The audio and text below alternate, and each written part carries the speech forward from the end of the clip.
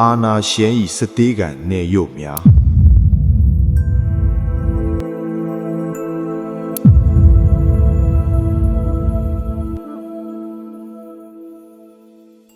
စစ်ပွဲတစ်ခုရဲ့အောင်နိုင်မှုနောက်ွယ်မှာခုံထူးဆောင်ပွဲတွေရရှိထားသူရှိသလိုအမည်မတိတင်းချိုင်းကုန်းမှာမြေမြုပ်ခံလိုက်ရသူတွေလည်းရှိပါတယ်။ဒါပေမဲ့စစ်ကောင်စီရဲ့လက်အောက်မှာတော့ဒါဟာ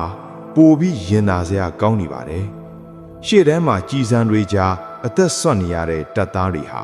တကယ်တော့သူတို့အဘရီရဲ့အာဏာတည်မြဲရေးအတွက်ခင်းပေးထားရတဲ့လူသားတရားတွေပါပဲ။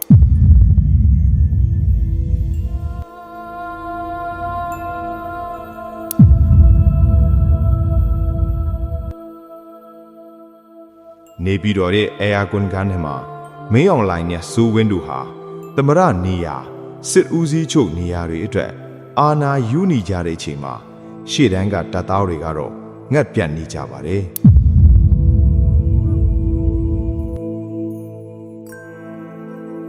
ရိခါပုံမှန်မရောက်ဘူးအဘက်ဘက်ကမပြည့်စုံဘူးသူတို့အတွက်ကတော့မင်းတို့တေးတာငါတေးတာမှမဟုတ်တာဆိုတဲ့သဘောမျိုးပါပဲအထက်ကလူကြီးတွေကောင်းစားဖို့အတွက်အောက်ခြေကတပ်သားတွေဟာအပေခံဘဝတွေနဲ့ညင်စားပင်ဖြစ်နေရရှာတယ်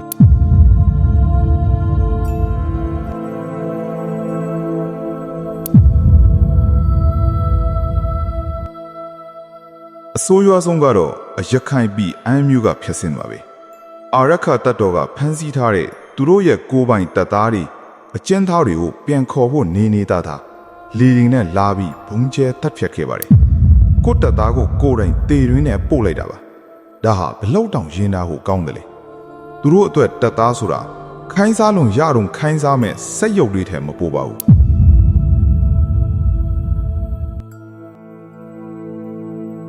ဒီလောက်ထိအတုံးချခံနေရတာကိုတောင်အချို့ကအဘအကောင်းတယ်လို့ယုံနေကြတော့လားတင့်မိသားစုငိုကြွေးနေကြမှာအထက်ကလူကြီးတွေကတော့ဝိုင်းတောက်ပြီးပျော်ပါနေကြတာပါစဉ်းစားတတ်တင်ပါပြီတင်တို့ဟာတိုင်ပြီးကိုကာကွယ်နေတာလားဒါမှမဟုတ်လူတစုရဲ့ထိုင်ကုန်ကိုအသက်နဲ့ရင်ကြီးကာကွယ်ပေးနေတာလားအတုံးချခံရတဲ့ဘဝကနေရုံးထွက်ထုတ်အချင်းတန်ပါပြီ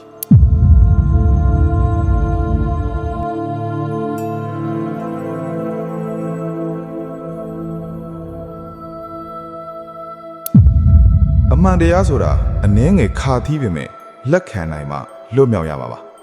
ဒီဗီဒီယိုကိုကြည့်နေတဲ့စစ်ကောင်စီတပ်သားတွေနဲ့သူတို့ရဲ့မိသားစုဝင်တွေစဉ်းစားကြည့်ကြပါတင်တို့ရဲ့အသက်ဟာသူတို့အတွက်တကယ်ပဲတန်ဖိုးရှိရလား